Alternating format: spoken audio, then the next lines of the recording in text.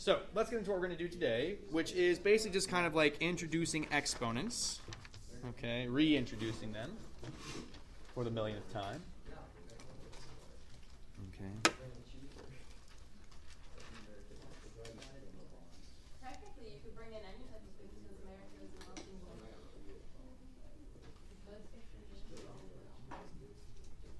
Yes, and please, if you're like unsure, so you're like, I wonder if Mr. Wid, or I wonder if this would be like a clever idea. Please, run it by me, and I'll be happy to kind of go with it, and I'll be open to your suggestions. Yes. Can I do Israel? You can do again whatever country you want. So yes, Israel's fine. Israel will be fine. Mm-hmm. Well, yeah, I got you. And again, that's the other thing.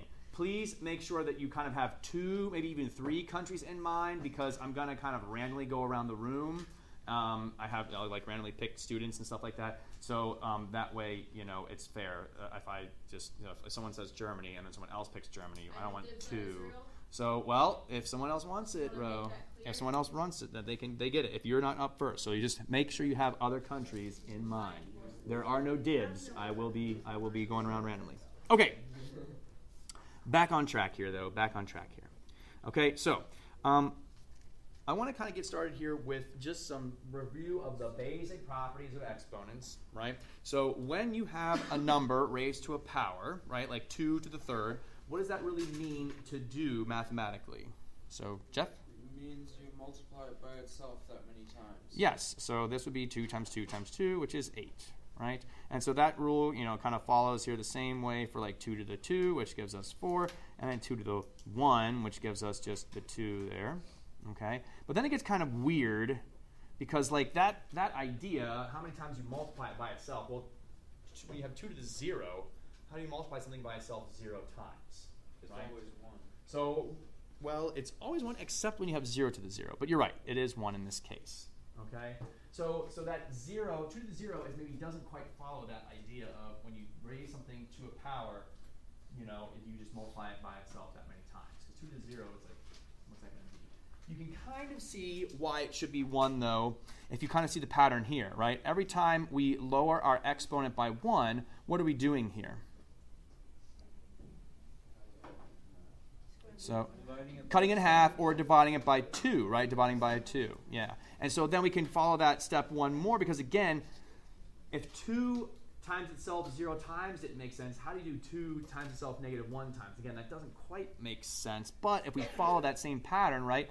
Divide by 2, divide by 2, divide by 2 to get to here. Divide by 2 once more, we get 1 over 2, which is there. Yeah, that is right. 2 to the negative 1 is 1/2, right? Or 1 over 2 to the 1, right? And we could do the same thing for like 2 to the negative 2. If we divide 1/2 by 2, you get 1/4, which is the same thing as 1 over 2 to the 2. Okay? So the idea of exponents, right, while it makes sense for those positive powers, right, once we start getting like 0 or negative exponents, it's kind of that idea of multiplying something that by itself that many times doesn't quite work, right? But here it does work. Okay. So anyway, just a few other things, right? Just again, refresh our memory. If we have something like 2 to the third times 2 to the fourth, okay, 2 to the third times 2 to the fourth. Well, remember, 2 to the third, right, is 2 times 2 times 2. And 2 to the fourth is 2 times 2 times 2 times 2. Okay. And since it's all multiplication, that's supposed to be a multiplication. That looks almost like a subtraction sign with my thing there. And since it's all multiplication, we kind of drop those parentheses. How many 2's are we really multiplying together here? 7 of them. So this is really 2 to the 7th, right? Okay. Or of course, the shortcut is when you multiply 2 numbers that have the same base, what do you do with the exponents?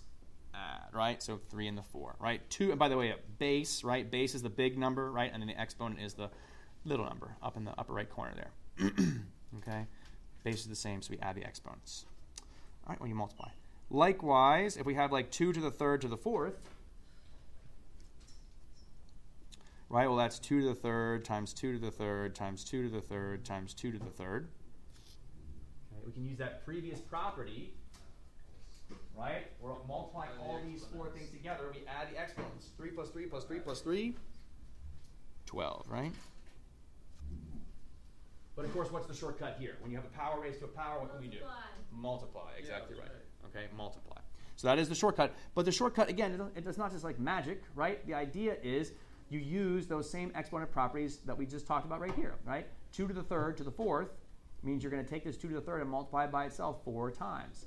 Well, if you have 4 of these 2 to the thirds, right, you just add those exponents up and it makes you 12. All right? So it follows from the previous one.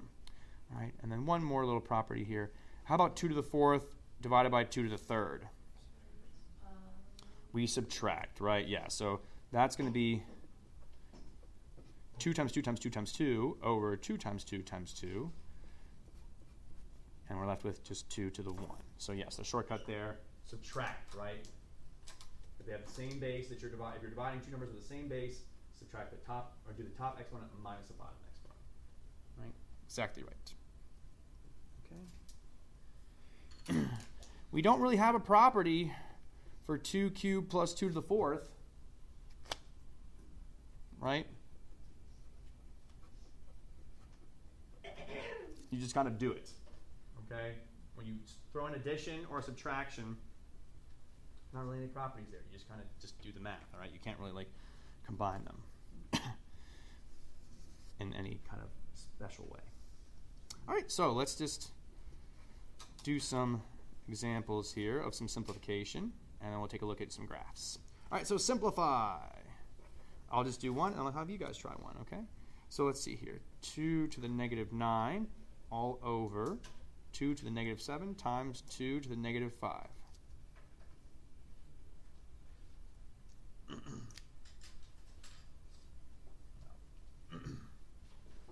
All right. Now,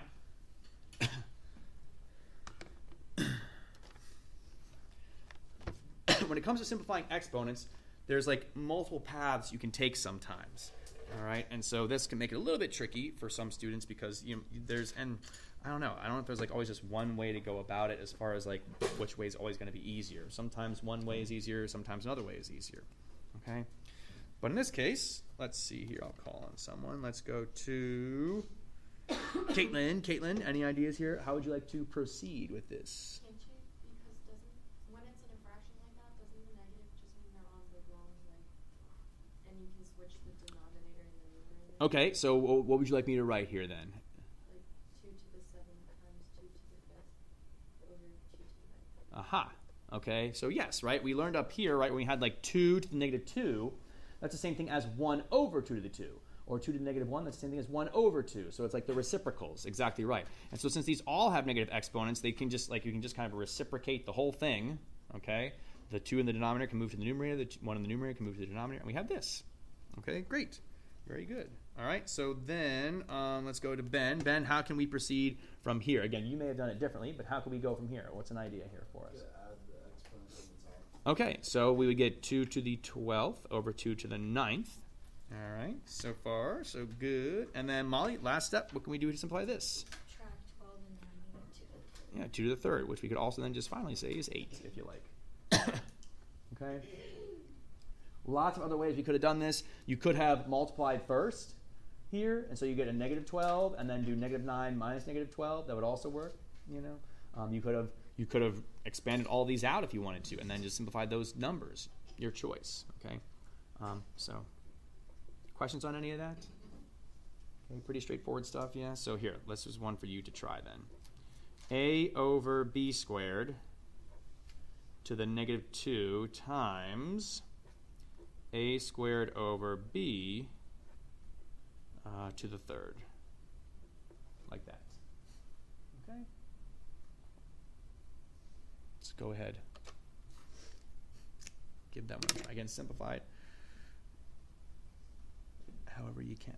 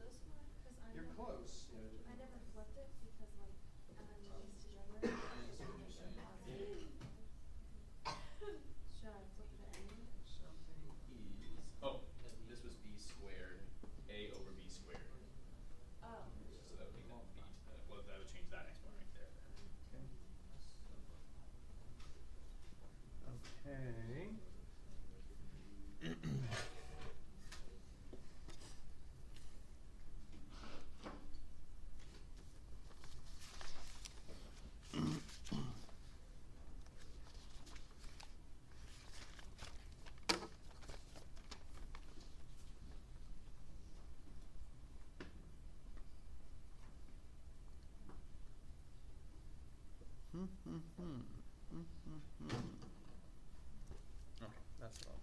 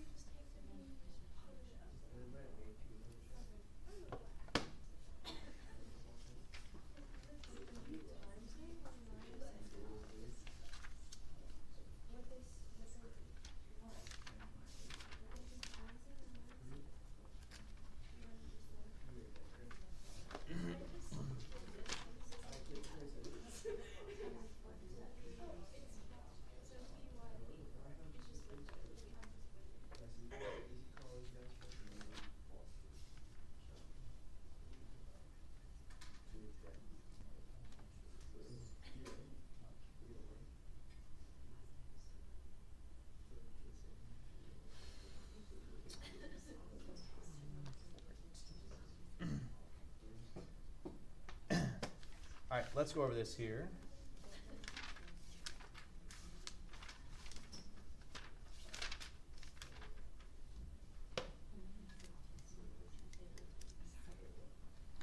All right. So let's go to Chrissy. All right, Chrissy, what'd you do for your first step here?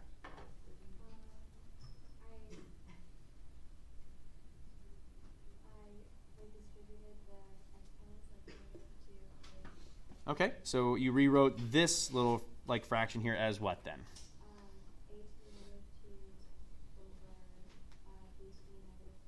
Okay, good. Yeah, that was a to the negative 2, and then b squared to the negative 2 is b to the negative 4. Okay. And then I did that for the other one. Okay, yielding, what'd you get? A to the 6 over b to the 3rd. Okay. All right, so far so good. Questions on any of that? Okay, perfectly legitimate. All right, Chris, you want to keep going here then? What'd you do next? I switched the first fraction, so it was b to the 4th over a to the 2nd. Okay, like so. Okay. Yeah, and then Okay. I like cross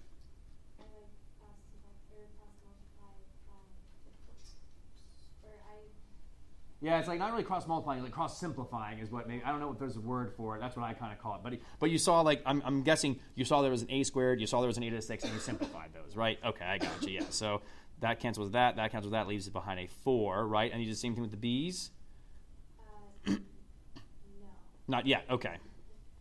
So we have b to the 4th, a to the 4th over b cubed, something like that. I did something wrong. Oh, okay, gotcha. Okay, so, but you did cancel the a's, and you're left with a to the 4th. Yes. I did that part. You did that part wrong. Okay, but now you see you have a to the 4th, right? Okay, so and you know why we have a to the 4th there, right? It's b to a to the 6th, a to the 2nd. So we subtract the exponents, right? So you have just a to the 4th there. They canceled out. Okay. I didn't subtract it. Gotcha. Okay. So then for the b's, right, we can do the same thing. B to the 4th divided by b cubed leaves with b to the 1, a to the 4th. Okay, and that's our final answer there. B to the 1, a to the 4, or a to the 4, b to the 1. Yeah. Can you multiply across? Yes, we can. So you're saying like instead of flipping it, like multiply across here. Like when you have b to the 4th over a to the 2nd times a to the 4th over b to the 3rd, can you multiply across at that step? Oh yeah. So make it. You're saying like make it b to the 4th, a to the 6th over a to the 2nd, b to the 3rd kind of thing. Yeah, and then simplify from there. Yeah. Yep. Yeah. Okay. Question. I ended up getting the right answer, but I didn't do it that way. Yes, there are multiple paths to take here. Do you want to like just like walk through it real quick, and I can check to see. I mean, we can see if you know. So instead of like doing the whole like cross multiplying thing, I just like added the bottoms together and added the tops together. Okay. So yeah, okay. Let me do that here. So you did a to the negative 2 times a to the 6 and combined it together that way, Yeah. and so that should get you a to the what power then? 4. 4. Yeah. Over, and then b to the negative 4 times b to the 3. You add those together, you get b to the what? Negative. Yeah. There you go. Okay. And again, that is pretty simplified, but in the understanding of simplification, generally we don't want to leave negative exponents. So we don't want to quite finish here. We want to move that up to the numerator there and make it a to the fourth b to the positive 1 like that. And you still get the same answer there. So yeah, that was perfectly legit. Okay. Questions on any of that? As I was walking around, I saw more than a handful of us were getting this, have made an error or two there, but were we all okay with it? Yeah, it's just that the way the root you took, the one you took first, Uh-huh. kind of like threw me off. I did get the same Okay. general method. Okay.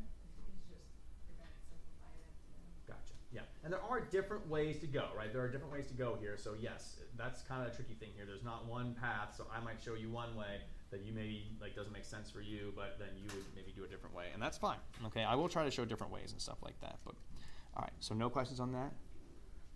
All right, so we're gonna get then into some graphing here, and if there'll be more practice, I think, with simplifying in the homework. I hope so, at least. I'm pretty sure, but anyway, we'll see. Okay.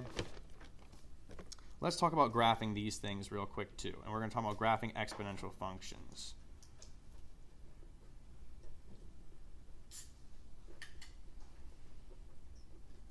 Okay.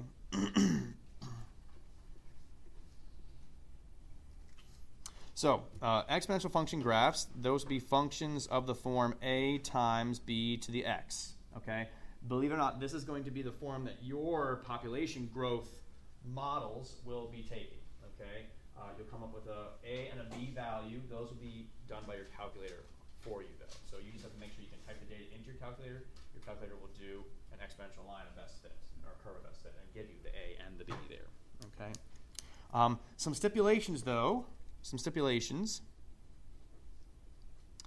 First stipulation: b cannot be equal to 1.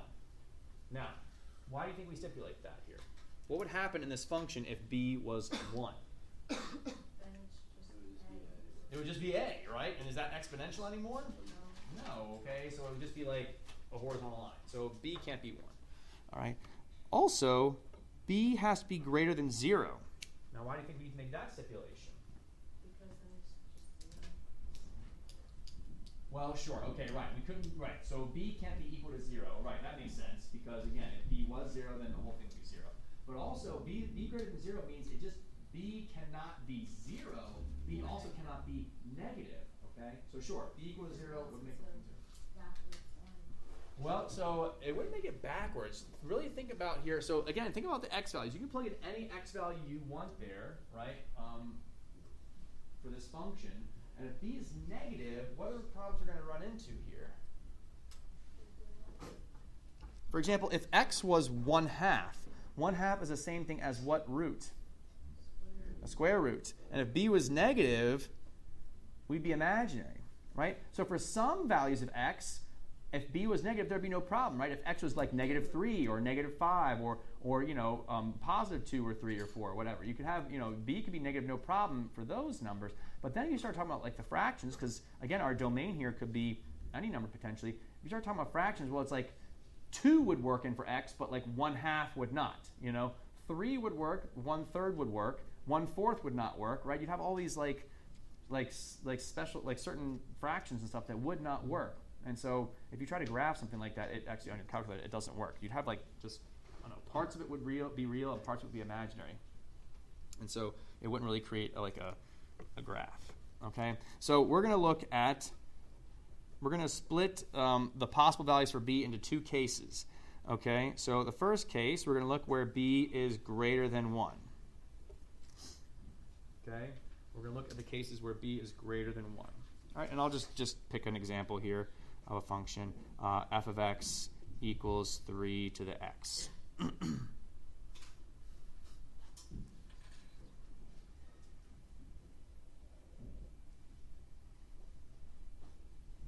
and we're going to graph this.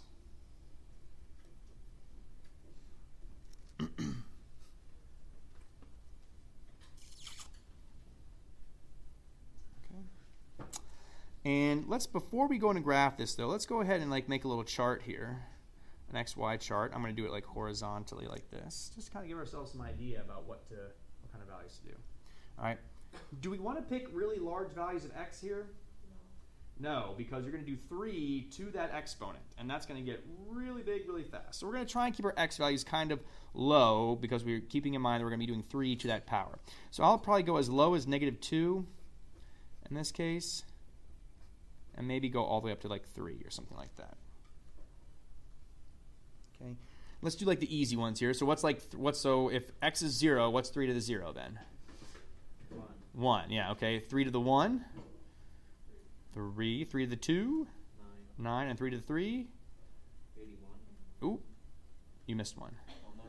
Almost. 27. You went to 4, the fourth power there. And then what about 3 to the -1? What's that one? 1 over 3 to the 1, right? Or 1/3. Yeah. And how about 3 to the -2? 1 over 3 squared, or 1 over 9. Yeah. Okay. So this is kind of the difficulty with graphing exponential functions, is that you have like really tiny numbers, and also you get to really large numbers pretty quickly. Okay, and it's kind of hard to, really faithfully represent all those values. But we're going to do our best here. That's what logarithmic graph paper's for, isn't it? I have never seen that before. That's something I've never heard of. But that's something that check that out. scientists use a lot to make The numbers, so that they make the numbers more reasonable. more like, yeah, Actually, the palatable. logarithmic graph paper is designed so that a logarithmic or exponential function is actually a straight line. Interesting. Okay, I can It's see. set up that way. All right, interesting. I have to think about that some more. Never heard about that. My dad uses logarithmic graph paper. We as a class will be using special graph paper called polar graph paper, but that'll be later in the class. Okay, but we will be using a special graph paper other than just the normal coordinate plane. All right, so we got this graph here. Let's plot some points, right? Let's plot some points. So let's see here, 0, 1. Again, I'll just do my best, kind of like just plot some points in here. 1, 3, 2, 9. Okay, and then 3, 27, so something like that. And then -1, 1/3. Again, at this point, it's kind of like, yeah, something like that. Okay.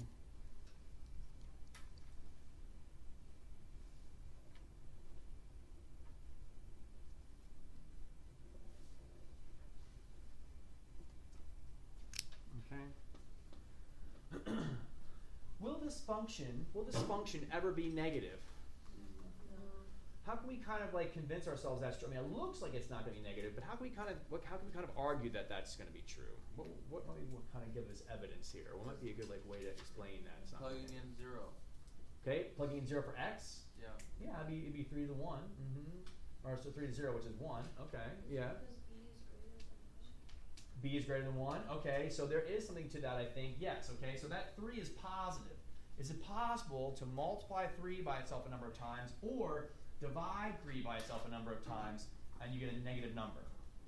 No. If you start with a positive number and you're multiplying or dividing, you're never going to get negative. And so we know this will be negative, or never negative. Okay, so that's right. So then, with that being said, how might we describe then well, let's talk about the range, and then we'll talk about the domain. So what might be the range here, you think? How might we describe the range of this graph? What's the lowest y value? Yeah, it's going to be 0, but do we include that 0 or no? It's a limit. Yeah, we're going to approach the 0 there. And then what's the upper limit of the range? Yeah, infinity, right? Very good. What about our domain here? What do you think about the domain? What possible x values? All of them. Yeah, all real numbers. Yeah, we can do -infinity to infinity. Okay, we can still use that idea of the domain restrictions. Is it going to be possible for us to divide by 0 here? No. Is it possible to the square root of a negative here? No, it's positive 3 to a power, so that's not possible. The domain's all real numbers. Okay. Now, let's see here. In this case, are we going to have any x-intercepts? No, because we never get to 0, right? So none in this case. Do we have any y-intercepts? Yes, at the 0, 1 there, right? Okay, at 0, 1. Okay. Another thing we can think about here, so Jeff brought up the idea of a limit, right? So the function is approaching 0. So do we have a horizontal asymptote here? We do at y equals what number? 0. 0, right? We have a horizontal aspect at 0. The left end, the end behavior from the left, okay, the left end behavior there, we're approaching 0. The right end behavior, as we go further and further to the right, goes to infinity. So, yep. Good. All right. So that's that. All right. This, by the way, because of the nature of the graph, we would call this exponential growth. Exactly right. Growth. Versus exponential decay. Yes, and so we're going to take a look at an example of that here in a moment. Okay? So if b is greater than 1, exponential growth, right? Because as you multiply a number greater than 1 by itself multiple times, it's going to get bigger and bigger and bigger. Right? Whereas, what would b have to be in order to experience exponential decay? Less than 1, but greater than 0. Right? Yeah. So less than 1, greater than 0. Okay. So yes. Cases where 0 is less than b is less than 1. Okay. And so we'll look at f of x, which is equal to, and this one we'll just do 1/3 x. Okay. I know we're still kind of keeping with a 3 there. Now, keep in mind here, seeing that 1/3, okay, that really clues us in, right, that this is exponential decay in this case. You're multiplying 1/3 by itself over and over again, so the values will get smaller and smaller as your x values increase. Okay? But when you see this, keep in mind that 1/3 is the same thing as positive 3 to the what power? -1. Okay, so 1/3 to the x is really 3 to the -1 to the x, which is then really 3 to the -x. Okay, so be careful here. If you see something like this, you may be tempted to say, oh, it's exponential growth. B is greater than 1. But, right, it's really 3 to the -1, which is really then 1/3. So it's really exponential decay. So you got to be a little bit careful. You got to be a little bit careful there, okay? Watch for just looking at the b. You also want to make sure you check out whether you have a negative in the exponent or not. All right, let's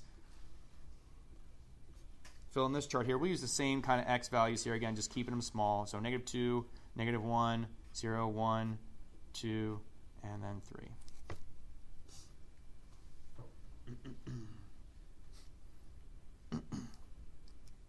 Okay. So again, let's start with an easy one. Let's plug in 0. 1/3 to the 0, what's that going to be? 1, right? Okay, 1/3 to the 1, just 1/3, right? 1/3 to the second, 1/3 squared, 1/9, and then 1/3 to the third, or 1/3 cubed. Yeah, 1/27. Okay. Now we plug in the -1 here. Okay, you can think 1/3 to the -1. So reciprocate that, right? It's just the 3. Or you could also imagine plugging the -1 in here. You'd have a -1, which is +1, and then 3 to the 1 would be the 3 there. Okay. And then, yeah, this will be 9. It's just the inverse of 2 to the 3. Yeah, it's, 3 to the... I don't want to say inverse. I would say like a reflection Yeah. on the y-axis. Reflection, yeah. Yes, but the right idea. I see what you're saying. Yeah, yeah. The reverse. Yes, maybe the reverse or something like that. Okay, so let's graph this. Sketch the graph here.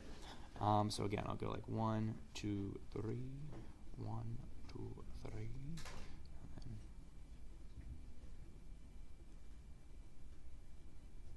so 5, 10, 15, 20, 25, 30. Okay, again, just count by 5s just because we're going to have some bigger numbers and stuff. All right. Oops.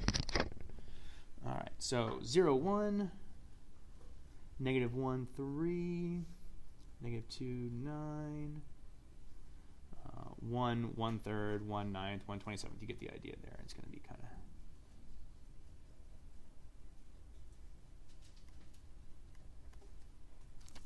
Okay. Is there a vertical asymptote here? No.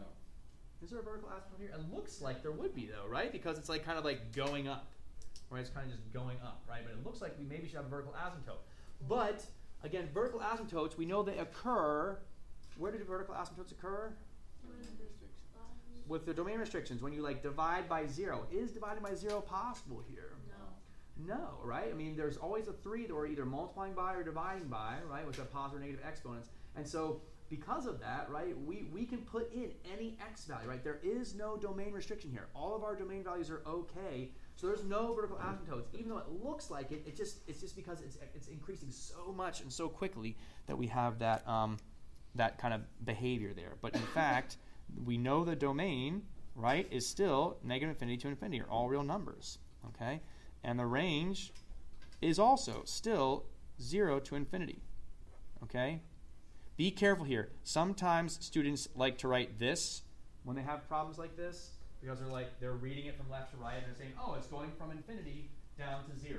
And like, yes, technically that's right, but when you're writing intervals, intervals must be in numeric order, right? And so while I see what you're saying there, it makes sense, but intervals need to be in numeric order, okay? So 0 to infinity there. Do not write. Proper grammar. Yeah, exactly. It's the right idea. So while I get what you're saying, I just wanted to, okay, to talk about that. All right, last thing here I just want to mention real quick or refresh our memory on because we've talked about this already, okay, but I'm not going to go too crazy with this. Okay, just want to talk about transformations real briefly. I'm not actually going to graph any of these transformations. I just want us to kind of like be able to recognize them if we see them. Okay, so let's talk about maybe our parent function here being 2 to the x. Okay, and then we'll just kind of talk about what transformations these result in. So let's take our 2 to the x there, f of x, and let's say we have a function g of x, compare it to that one, and say g of x is 2 to the x with a plus 1 there on the outside. What kind of transformation will this result in? What's that plus 1 at the end going to do? Grant? Y values go up by 1. Yeah, so we're going to shift everything up 1. Okay? So this is helpful. 2 to the x, typically, 2 to the x has typically a horizontal asymptote at 0. But now g of x, right, its horizontal asymptote will no longer be at 0. It will be at what? 1. 1, because everything just shifts up 1. Exactly right. Okay? The range of 2 to the x, right, is 0 to infinity. The range of g of x, 2 to the x plus 1, will be 1 to infinity, right? Stuff like that. Okay? Without having to actually graph it, we can kind of like evaluate that stuff. All right? What about 2 to the quantity x minus 2 power? It's shifted horizontally. So yeah, shift horizontally to the right. Exactly. Shift right. And how much? 2. 2. Yeah. Shift right 2. Okay. Is that going to affect our domain at all? No. Not really. I mean, it would affect our domain, but since the domain's already all real numbers, shifting it right 2 is still going to make it all real numbers, right? Infinity plus 2 is still infinity. Negative infinity plus 2 is still negative infinity. So, okay, and don't affect our asymptotes or anything like that. Okay. How about negative quantity 2 to the x, like that? What's that going to do? Flip. Yep, it's a reflection. Reflect over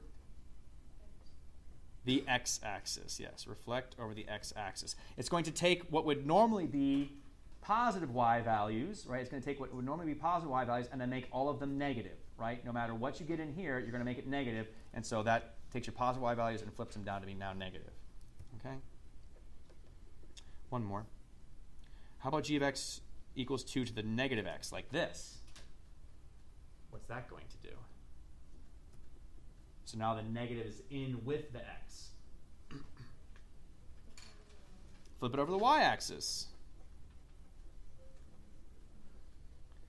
Okay? Because remember, using exponent properties, 2 to the negative x is the same thing as what to the positive x? 1/2. Right? 2 to the negative x is 1/2 to the x. And there's what we saw earlier, what Ro was describing earlier there with the 3 and the 1/3, right? It was a reflection. Reflection over the y-axis. Okay, so you can see that those are related. We go from exponential, we go from an exponential growth to an exponential then decay with that. Okay? That's it. All right, so the homework is posted to the Google Classroom here for you. Let's see if I can pull that. It might still be on the...